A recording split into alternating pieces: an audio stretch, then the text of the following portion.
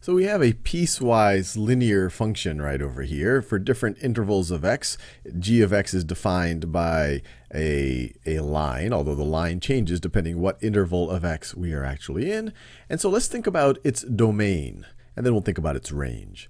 So the domain of this, just as a review, the domain is the set of all inputs for which this function is defined. And our input variable here is x. So it's the set of all x values for which this function is defined. And we see here, anything -6 or lower, our function isn't defined. If x is -6 or lower than that, it doesn't fall into one of these three intervals, and so there is no definition for it. It doesn't say, hey, do this in all other cases for x. It's just saying, look, if x falls into one of these three conditions, apply this, and if x doesn't fall into one of those three conditions, well, this function g is just not defined. So to fall into one of these three, you have to be at least greater than -6. So this part right over here, the low end of our domain is defined right over there. So we could say -6 is less than x, and I'm leaving some, actually let me just write it here. All real numbers, actually let me write it this way. X, I could write it more mathy. I could say x is a member of the real numbers such that -6 is less than x. -6 is less than x. And let's think about the upper bound. So as x goes, and I just want to make sure that we fill in all the gaps between x being greater than -6 and x is less than or equal to 6. So let's see, as we go up to and including -3, we're in this clause. As soon as we cross -3, we fall into this clause, up to 4. But as soon as we get to 4, we're in this clause, up to and including 6. So x at the high end has to be less than or equal to 6. Less than or equal to 6. Now another way to say this in kind of less mathy notation is x can be any real number such that -6 is less than x is less than or equal to 6. These two statements are equivalent. So now let's think about the range of this function.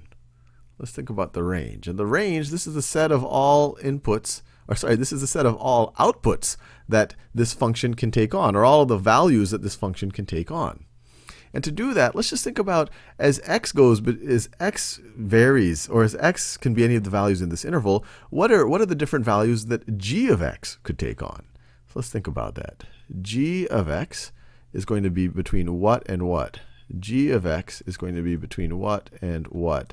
G of x is going to be between what and what? And it might actually, this might be some equal signs there, but I'm going to worry about that in a second. So when does this thing hit its low point? So this thing hits its low point when x is as small as possible. And x is going to be as small as possible when it's approaching -6. So if x were equal to -6, it can't equal -6 here, but if x is equal to -6, then this thing over here would be equal to -6 plus 7 would be 1.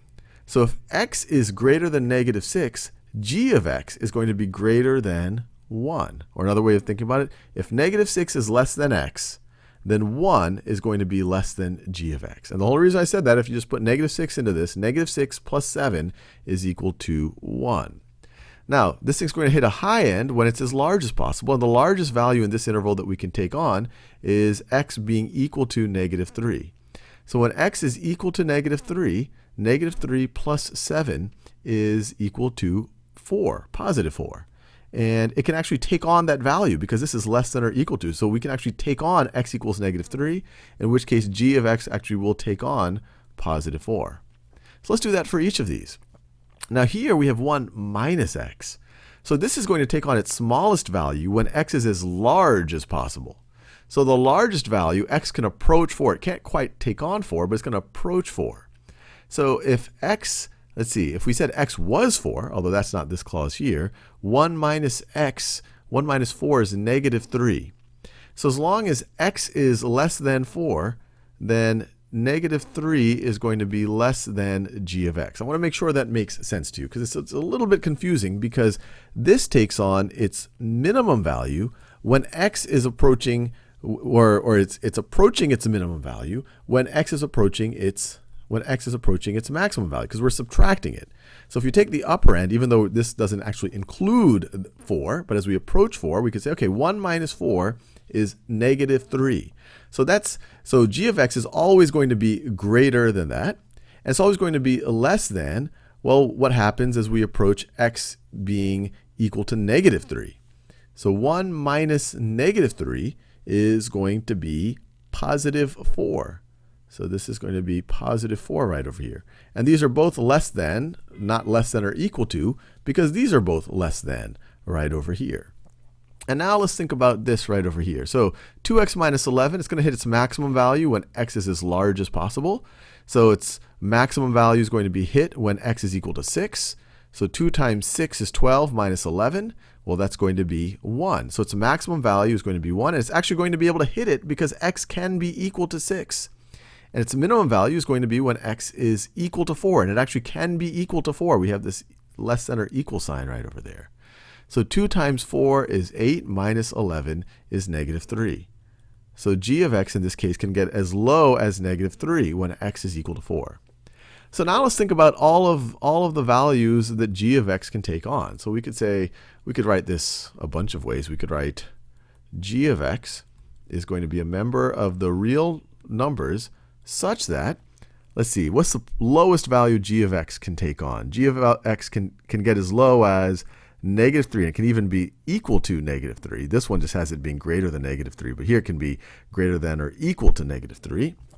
So negative 3 is less than or equal to g of x, and it can get as high as, let's see, it's defined all the way to 1, and then, or I shouldn't say it's defined all the way to 1. It can take on values up to 1, but it can also take on values beyond 1. It can take on values all the way up to including 4 over here. So it can take on values up to and including 4. So g of x is a member of real numbers such that negative 3 is less than or equal to g of x is less than or equal to 4. So the set of all values that g of x can take on including negative 3 and positive 4.